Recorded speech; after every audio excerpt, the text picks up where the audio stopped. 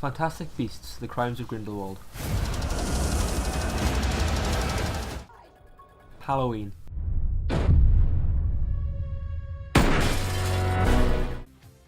Ready Player One.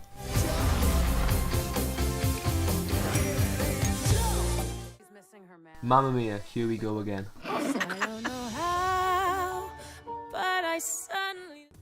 Some of 2018's most popular films, and seemingly unrelated. However, they do all share one thing in common. In the US, they all grossed less money than a movie called Crazy Rich Asians, a romantic comedy that features a predominantly Asian cast. Oh, you really should have told me that you're like the Prince William of Asia. That's ridiculous. Much more of a Harry. The film received critical acclaim and numerous awards and accolades, and has been cited as a huge step forward for screen representation. Yellow on the outside or white on the inside. Do something crazy! It hasn't always been like this though. Over the course of this video essay, I will be showing how Asian people have been represented, or misrepresented to be more precise, over the past 100 plus years of cinema and television. With me, thinking I'm gonna swerve like a chicken. But you can't swerve. You gonna roll up and be like, Bok bok, bitch. okay, maybe like not as aggressive. In 1915, Madame Butterfly, a movie based upon the opera of the same name, was released. In the movie, Caucasian actress Mary Pickford portrays Cho-Cho San, a 15-year-old Japanese geisha. This is the first example of yellowface in cinema, which is the practice of using makeup and prosthetics to make non-Asian actors and actresses look Asian. This was the beginning of something that would become increasingly more offensive as the years went on. By the 1930s, Asian stereotypes were commonplace in US culture, thanks in part to the cinematic interpretations of detectives Charlie Chan and Mr. Motto, both portrayed by white men.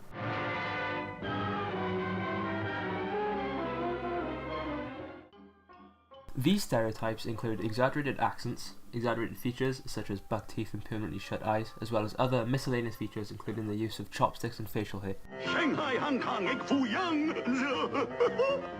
Fortune cookie always wrong. Not the hot one. These stereotypes originated from a racist colour metaphor known as the Yellow Peril. A form of xenophobia, the Yellow Peril is the fear of the rising tide of coloured people from the Orient. Perhaps the most notorious example of a Yellow Peril villain is Dr. Fu Manchu, a character that has been used extensively in film, television, books and comics for over 90 years. Can you remember much of what has happened in the past week, Sir Lionel? I was attacked in the British Museum. Created by Sax Rohmer, the character was born after his Ouija board spelled out Chinaman when he asked what the most dangerous adversary to the white man was. Fu Manchu has been featured in several movies since 1923, but his most famous outing was in 1932's The Mask of Fu Manchu, where he was portrayed by Boris Karloff. Boris Karloff as the evil Fu Manchu, his passion for power twisting his brilliant mind. The film is well known for its hostile depiction of Chinese people, so much so that at the time of release, the Chinese embassy based in Washington launched a formal complaint against the film. The line in which Fu Manchu says, "Kill the white man and take his women," was especially deemed offensive, due to the sexual stereotypes born from the Yellow Peril, like how the male seducer may rape people, as well as just how the mixing of races was deemed wrong.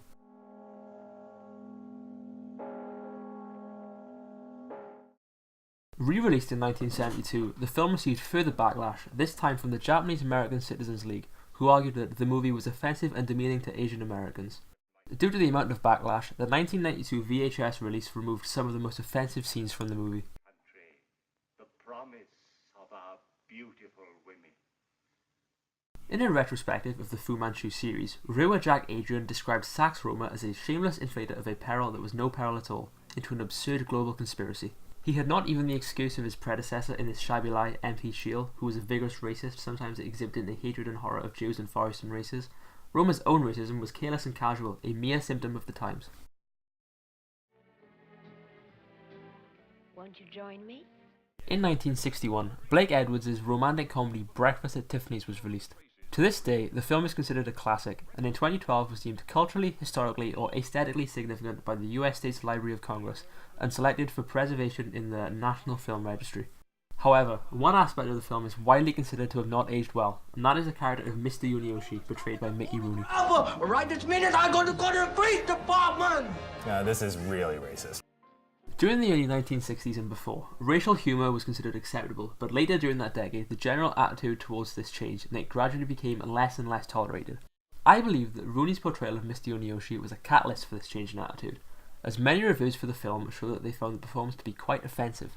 For example, James Powers' review for The Hollywood Reporter said that despite giving his all for the part, Rooney's performance is a caricature and will be offensive to many. Another review from Larry Tubell of Variety simply said Mickey Rooney's participation as a much harassed upstairs Japanese photographer adds an unnecessarily incongruous note to the proceedings. Miss Goldie, this time I'm warning you. I am definitely this time going to call in the police. Since the 2000s, the criticisms towards the character have become much more critical. These include calling it overtly racist and orientalist, an inexcusable case of yellowface, and one of the most egregiously horrible comic impersonations of an Asian in the history of movies. A double blow to the Asian community. Not only is he fatuous and uncomplimentary, but he is played by a Caucasian actor in heavy makeup. Similarities have also been seen between the character and anti-Japanese wartime propaganda. Interestingly, Jeff Yang, one of the critics who compared the character to the wartime anti-Japanese propaganda, argues that far from boycotting the movie or even begrudgingly accepting it, I think it should be mandatory viewing for anyone who wants to fully understand who we are as a culture, how far we've come and how far we still need to go. Over the last 20 or so years, Asian representation has become much more positive, with all Asian TV shows and movies being produced, such as All American Girl and Fresh Off the Boat. I'd like to present you with a traditional gift of oranges. I buy them wholesale. Yes. Eddie, shut the door. Shut the door. Shut the door. Shut the door. As well as some exports from Asian TV and cinema becoming staples in the Western world.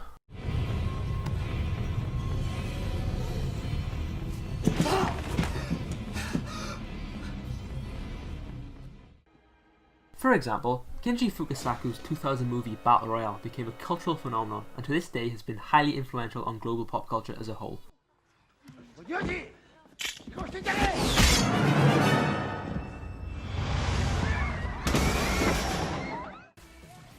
The extremely popular genre of video games known as Battle Royale derives its name from the movie that they're based on.